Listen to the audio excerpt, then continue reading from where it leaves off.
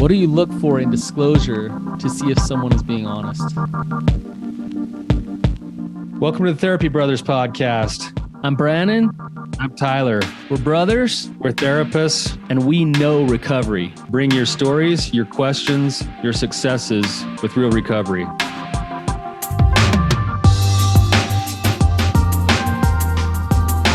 Hey, Tyler, you ready to have some hard conversations? Let's do it. Let the Therapy Brothers podcast begin. Brannon, what's going on, man?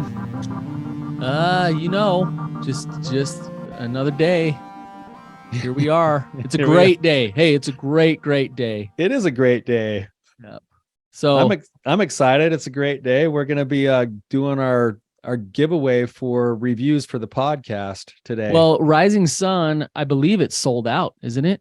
Yeah, we just actually, at the time of recording this, we just sold out 2 days ago. So the only pass left right now is this pass we're giving away. Yeah, the only way to really get in is this. So this is a big deal. Not only is it a free ticket to come to a sold out event, it's your only way to come. It's the only way this year. So, if you're interested in it, you can still go to the website at risingsun.org and you can get on the waiting list, because there's sometimes are people who will drop off, logistically can't come or travel or whatever. But yeah, so you can still get on the waiting list. But yep, this is the last ticket right here. Okay, so this is from our reviews. I just want to say thank you for the reviews. They are awesome and it's fun to read them, but it also really helps our podcast. It helps us get more listeners. And I don't know how the algorithms work, Tyler, but reviews are awesome. So to take a little bit of time to go out of your way to actually drop a review on us, we appreciate that. We appreciate it. Yeah, it does make your head a little bit big, especially the ones that came through since the episode you did on your own, Brannon, of like where did Brannon's philosophies come from, got a lot of comments. And so I know your head's getting big, but truly, honestly, we appreciate your feedback, but also we appreciate your support for us. And so I love how you subtly throw in there, like, hey, don't be a prideful jerk, Brannon. Like you just like subtly slip that in the side. Just a little like side passive aggressive smack to the face. Yeah. Well, I think, several of these reviews actually reference your episode. So one of these guys is going to get to show up here and actually meet you in person. Yeah, it'd be awesome. Yeah. It'd be awesome to meet whoever. To be, honestly, Tyler, and I mean this, I wish we could have every single one of these guys come for free. I do too. That left a review. So I do too. Yeah. So the way we've got this going is people watching on YouTube, you can see we got just a bowl. We're doing it the old fashioned way. We've written down all the titles. It's a fancy bowl. It's a nice looking bowl. Yeah, kind of nice. But there's a bunch of papers in here. I'm going to just lift it above my head. I'm going to pull one out. It's got the title of the review and it's got the person who submitted the review. Now, I know some of these names of the people who submitted the review aren't your actual names. So you're going to have to listen. We'll read the review. And if it was your review, you're going to need to reach out to us at realtalkrecovery.com or at lovestrong.com or at therapybros.com to claim your prize. Okay. And you'll have to come, just send us an email or contact us via phone, and we'll make sure that we get you signed up, get you on the list, get you all the logistics, and we'll be excited to have you come to Bear Lake, Utah with us. Yeah. So, all right. Hey, here we go. Ready? Get excited. All right. The winner of the Rising Sun Retreat Review Raffle is Sparky G Force. Is the name of the review. I got it. Should I read it? Yeah, and then the title is The Best. Go ahead and read it, Brannon. It says, by far my favorite therapy podcast out there. I am always amazed at the courage each guest brings to the show, as well as the wisdom, heart, and thoughtful insight that Tyler and Brannon convey. I look forward to each new episode. Mark. So he put his name Mark. So Mark, man, I hope you can figure out the travel, the time off work. You're in, man. You won. Congratulations. Yeah, excited to have you, and thank you for the kind review there. We really appreciate it. And we look forward to seeing you or whoever you decide to send the last week of September. So we're looking forward to it. Awesome. Okay, Tyler, should we switch gears? Yes. All right. So we got a question submitted over on our website. And it says, I'd like to pay Brannon to read my husband's disclosure and see what you think. I believe there's more. You two have great episodes. I keep learning. So I just thought we could take this comment. Before we do this, Brannon, I'm kind of curious as to why they don't want me to read the disclosure. They just want Brannon to. But I think it's because you have a pretty good BS meter. There's something about Tyler and feeling insecure with me and my pride today. I don't know what it is. I'm just gonna keep chipping away at it. Yeah. Hey, if you weren't my brother, I would pay you to do my therapy work. But Oh, that's nice, Brannon. Yeah. Anyways, I feel so much better. Yes. Anyways, I actually love this comment because and I love it not so I can speak to it, but so that you can too, because we are experts on doing this work. And one of the very kind of very intricate, skillful things that we do is the process of disclosure. And we've done it for years. I've read books on it. I've seen workbooks done for it. There's different processes that different therapists go over when they do a disclosure. And we probably won't get into all the little things that we do when we go through a disclosure process. But what I'm hoping, Tyler, is that we can talk about maybe some of the intangibles we do when we listen to a disclosure, when we go through the disclosure process. What are we actually doing? What are we actually looking for? What are we paying attention to? And what's the hope as we go through that process to get, what are we trying to get out of it? Right. Yeah. What are we actually looking for in a disclosure? And maybe our answers are going to be a little different than what this person's really wanting, but maybe there will be some of that too. Yep. So Tyler, let me ask you this. And if a couple comes in and let's say they've gone through the whole process where the therapist has worked with both sides and kind of prepared them for the disclosure. But let's say he comes in and does the disclosure and you're just kind of feeling like that's a bunch of BS. That was poorly done. There's denial everywhere in it. Does that mean the disclosure went bad? Not necessarily. Hopefully they've been prepped in a way where they understand that they're wasting their time and their money unless they're coming in with the whole heart to actually do the process. Right. But yeah, when that happens, it doesn't mean it went like, it depends on how you describe poorly. What it does is it gives more information. It allows for the couple to actually now have that information of how it was presented and what was in the room, so that both, namely a lot of times the betrayed partner, then gets to be able to have information that they can use to go continue making their decision-making process. Yeah, I think that's important what you just said, Tyler, to understand, because it changes kind of the way in which you're coming to it. So to me, the disclosure is done for the betrayed partner. So this is not about the therapy of the person, of the betrayer.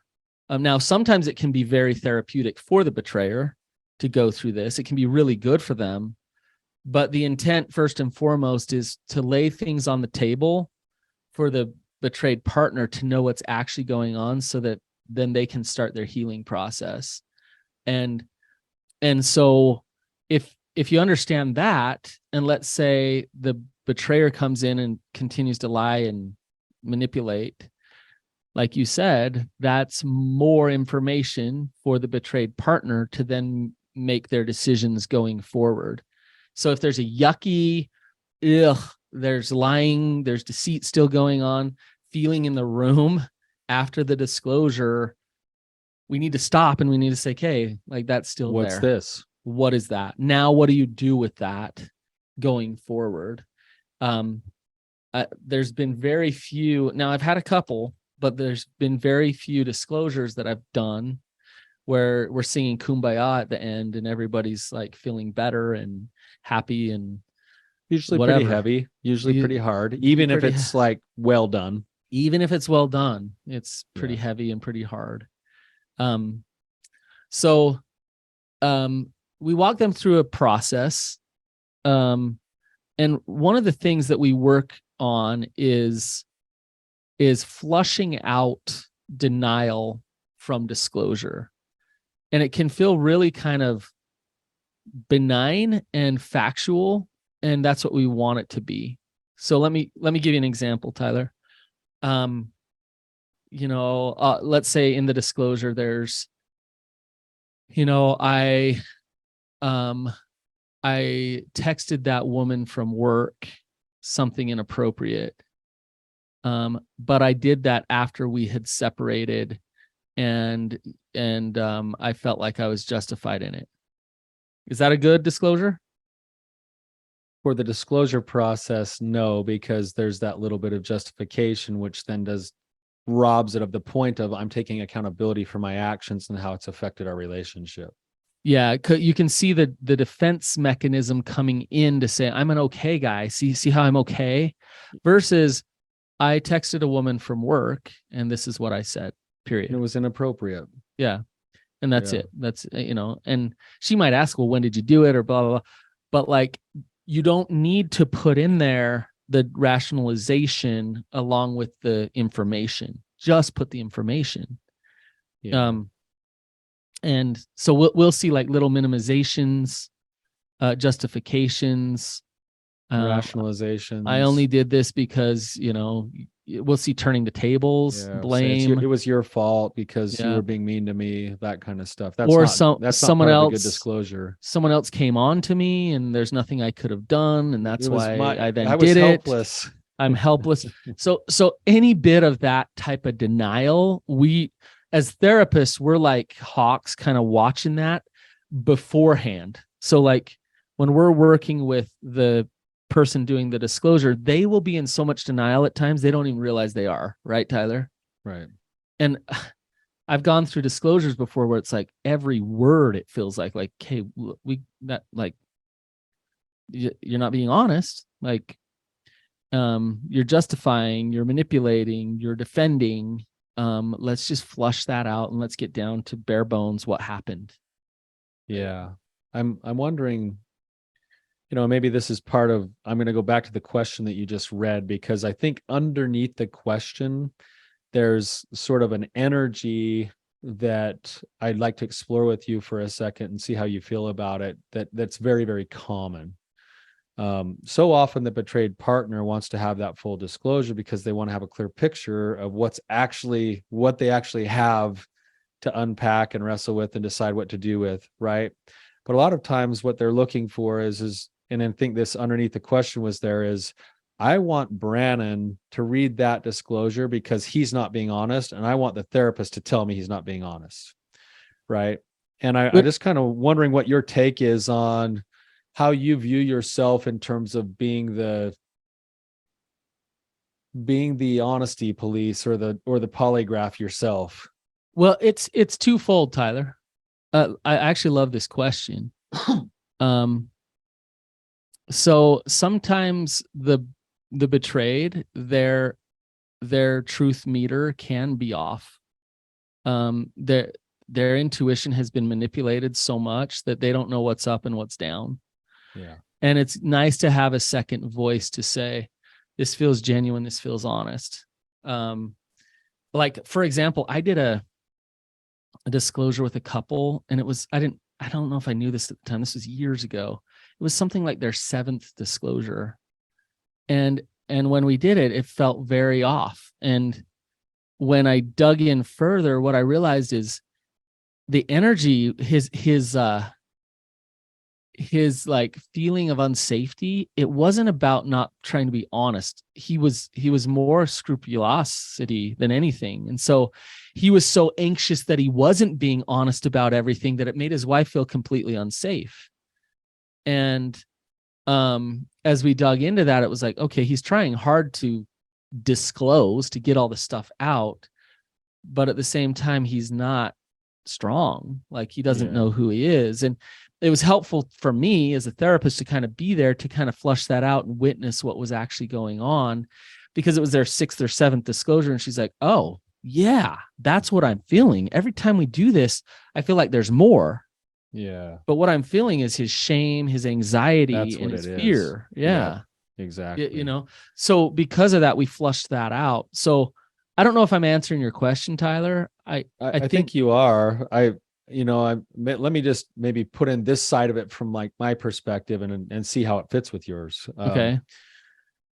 I learned this in dialectical behavioral therapy, working for the drug courts, who, when we work for the drug courts, we're directly tied to probation. And so probation is always coming to us and saying, yeah, I've been there. hey, are they lying? Are they lying? Are they being honest? Are they being truthful? Because we need to throw them back in jail. Or we need to do this. We need to do that. Right. You're talking to POs all the time. Yeah. And it's actually, I thought the system was becoming a good system, but I didn't like being in the business of being the person who my word would send somebody back to jail if I didn't think they were honest. Yeah. Right. And they would want me to like discern this honesty piece. Now, what I think sometimes happens, and this is what DBT taught me, is I'm not going to be the one to go and interrogate person with a hot lamp over their face to get them to tell the truth. My job is to help influence the person to decide it's the best in their best interest to tell their truth, and then to help the couple to discern how to communicate with each other in the truth. So what I think I hear you saying is you view your role as someone who's in the room when this is all happening, and before it happens, to help prepare the person to actually show up in honesty.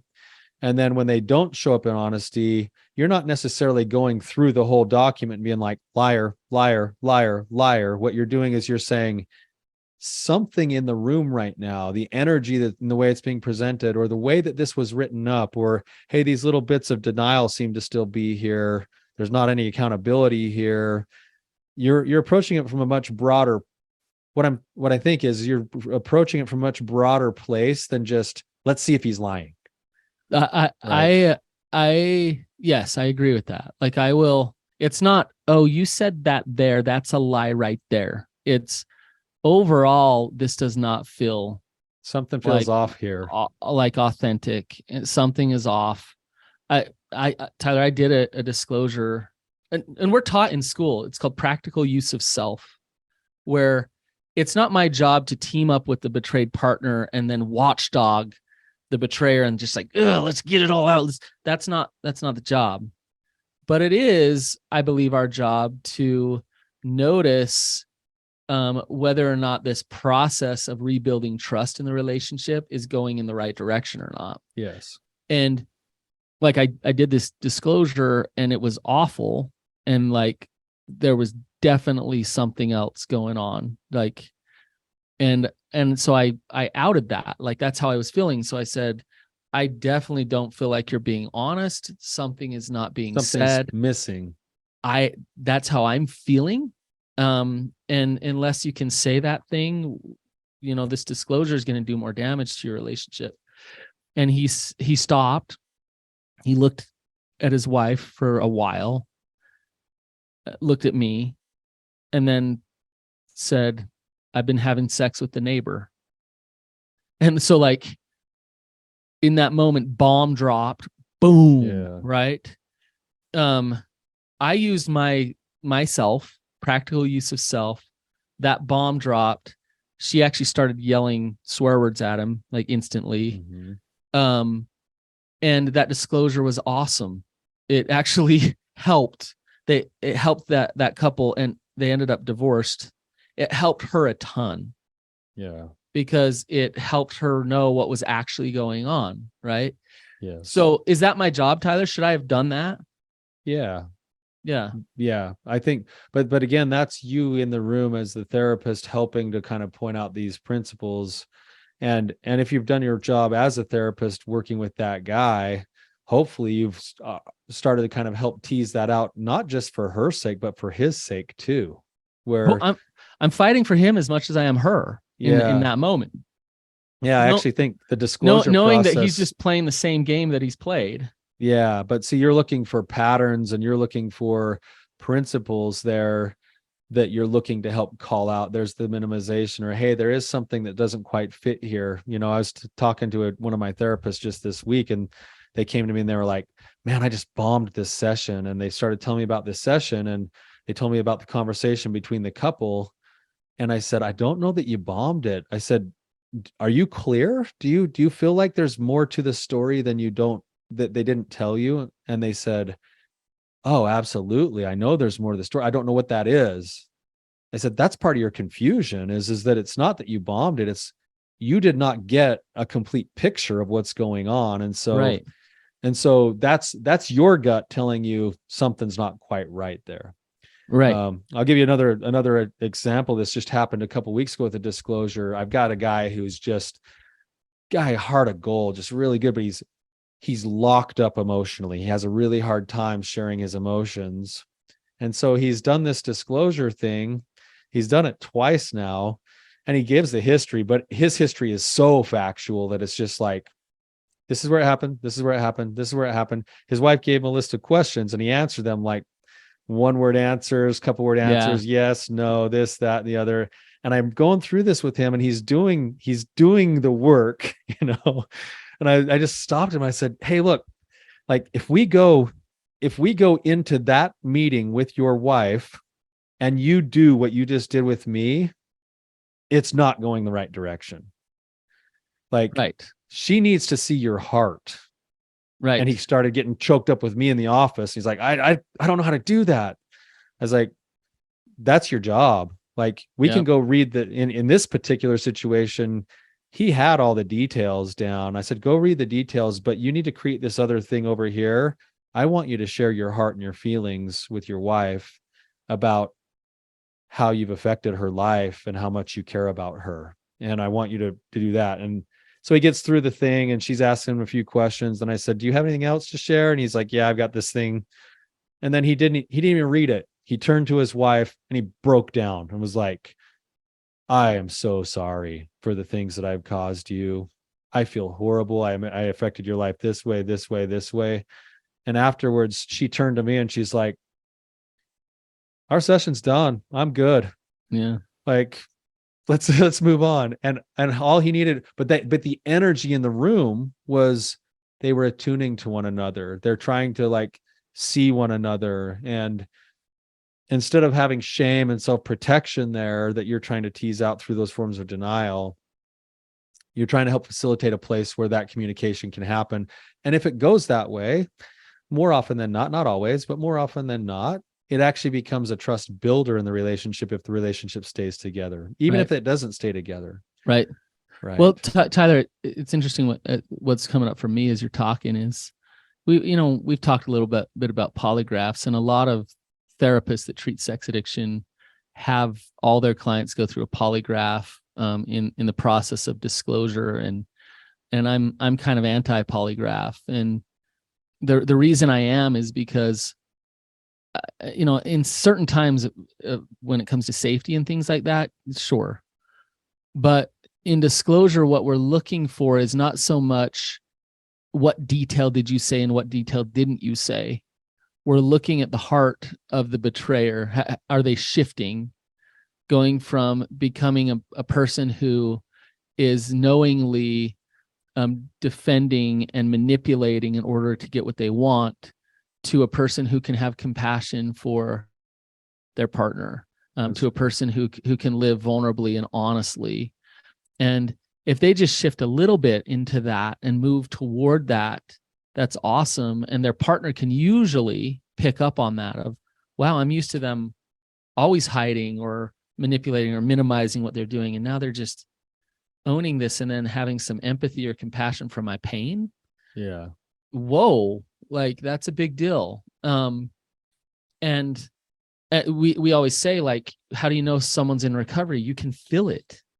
And in that disclosure, that's one of the first places, hopefully, this is when a disclosure goes really well, is one of the first places where they're not showing up as the old person who's in their shame, and they're showing up as the person who's in their guilt and who's facing the realities and the consequences of the things they've done. Right. It's a difference in the energy. So so I think that's where you're going with where my original kind of question was to you is that if we're only chasing down the facts of truth and honesty, we miss a big portion of what the disclosure is all about, which is about the energy with which it's done. And not to say the facts aren't important. No, I think it's, but if that's the only, I think the reason I'm bringing this up is because so often a betrayed spouse thinks they're going to find their own safety through the truth of the facts, when in reality, the safety is often going to come through the energy with which it's shared as much as the truthfulness of the statement. It's a both thing, right? And that energy with which it's shared cannot be manipulated. So like they might be showing up as the most honest, whatever person possible in a fake way. You can feel that. You'll feel it. You can feel that. You know that, right? Yeah. So it's on us. It's on us as a therapist to help prepare our client by creating an honest statement. And this is something that I do with my clients when I'm doing. I don't know how you handle it, but I just tell them straight up front. They're like, "Hey, we want to do a disclosure," and I'll just say, "Look, unless you're at a point where you're willing to bring it all to me, like bring it all. If you're going to hide anything, I don't want you to do it because you'll waste your time and your money and you'll damage your relationship further. But if you're willing to bring it all, I'll help you get it all out on paper and all out in front of you. And then we'll figure out the right statement to give to your partner. And it can be really beneficial for both of you." Right. And I would agree with you when you said earlier about it's to help the betrayed partner. I actually think the disclosure process helps the betrayer too. I think it can in different ways if it's done properly. And it actually helps the relationship overall if the relationship stays together, if it's done properly. Amen to all that. I agree with you. I just think at times, Tyler, and I've seen therapists do this, where they make it about the betrayer who gets to do, and they treat it like a step 4 or whatever, and that's what this is. And that's, if you turn it into that, then we're too focused over there. Than we are on the betrayed partner. Do you know what I mean? Let them do that in a step 4. I agree with you. It can be so therapeutic and so good for the betrayer, like so good. And it's a great opportunity for them. Something that I think has been helpful in some situations is a lot of times in the process of creating the disclosure document and statement, the betrayer will also end up doing something like their step 4, step 1 inventory, whatever. But we have them go and we process that in our case, we do it in groups, or we do it with a sponsor, or we do it in a therapy session. And that might be part of the preparation for it, but the disclosure process and that meeting of the disclosure isn't for that. It's for actually, here's everything you might need to know. Here's how I may have affected you. Here's how I feel about it. And I'm sorry. Right. Like, if it's done that way, maybe it's not. And then the feeling is there, and then you make your decisions. And going to what you were saying, for a partner to hear and receive those things and then have their own gut reaction, being a therapist in the same room, and for you to kind of go, yeah, that's kind of what I was thinking too, where they go, oh, that felt honest. Yeah, that felt honest. Well, and Tyler, let's be honest, by the time we get to the disclosure, if we've done it right, I've met with each of them maybe 3-4 times, alone. And I know where his heart is usually, like, and just their actual willingness and humility to go through it and want to do it the right way. You know that, hey, like, this is probably going to go well, or this is probably not going to go well. This is going to be hard. And sometimes that goes both ways. It's also with the betrayed partner who can show up in fear cycle and want to punish and want to shame and want to, it's a way to just get revenge. And, like, there's all that going on where we got to work on that. And we got to work on each one of them doing this for the right reasons, doing a ton of self-care work all around the disclosure, showing up, and it can be make or break, showing up in courage and sitting down and saying, hey, like, let's start the healing process as a couple and individually as well. And So yeah, disclosure is awesome. And, if I did disclosures all day long, Tyler, I'd burn out. It's hard. They're It's hard work. hard. It's hard on the client. It's hard on the therapist. They're so challenging, yet so good if they're done right. If they're done wrong, they're not good. So yeah. And when you mean wrong, you mean getting wrapped up back into the fear cycle. You mean the buying off on the denial. the therapist encouraging denial or the fear cycle, the therapist siding with one side or the other and not fighting for truth, the therapist not preparing each partner with their self-care. Like, for example, I'll do things like I'll let the betrayer know, look, you need to figure out how to give space for her. So when it comes to the kids and things like that, make some arrangements. Either you might need your own space for the day or for a couple days afterwards, after the appointment or whatever. But like, let's at least, she might need it, she might not. She might want to go home and be around the kids. But let's make it possible, no matter what, to set up whatever we need. Just logistically, create. I tell them to do a create your own adventure kind of a thing, where there's the pathway of, we want to still be close, or I want to go home, or I want to be separate, and make it possible for any of those things, so that draw on all your assets. Yeah. So you can kind of cope ahead for whatever might come and whatever you're going to feel and whatever you need to get yourself grounded again. And then I'll, of course, have your support team ready. All of that stuff. Yep. Yeah. And when that's not in place, and when it happens haphazardly, then it makes when a therapist slops it together, acts like they know what they're doing, but they don't prepare each partner for it.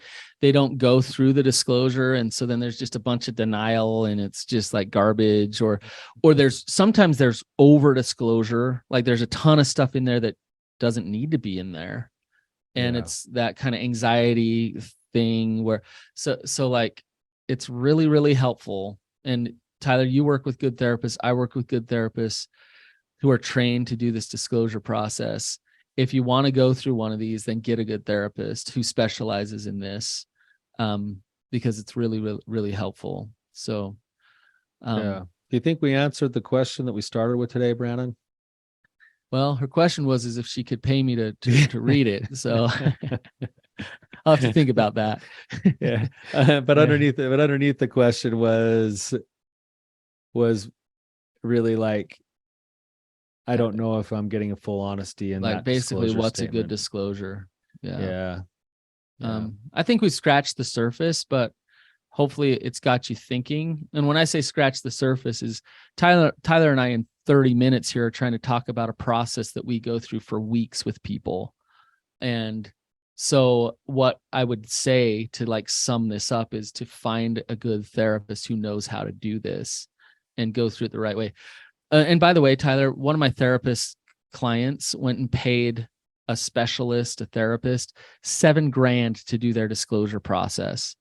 And I think that's over the top. I think that's people taking advantage. Hey, if you guys want to pay me $7,000 to do it, I'll do it for that. But I think that's people gouging people in a really vulnerable situation. You don't need to pay $7,000 to get a good disclosure process. But also, what I wouldn't do is just look someone up on Google and be like, oh, they're a therapist, and what do you know? They take my insurance, so I'll just go to them. So there's a balance between those two. Find a specialist. It might cost a little bit more, but also don't get taken advantage of. Yeah. Well, I mean, you could take a look at that, Brannon, and say, like, even at your rates, you said 3 to 4 sessions per person plus a couple or two to do the disclosure.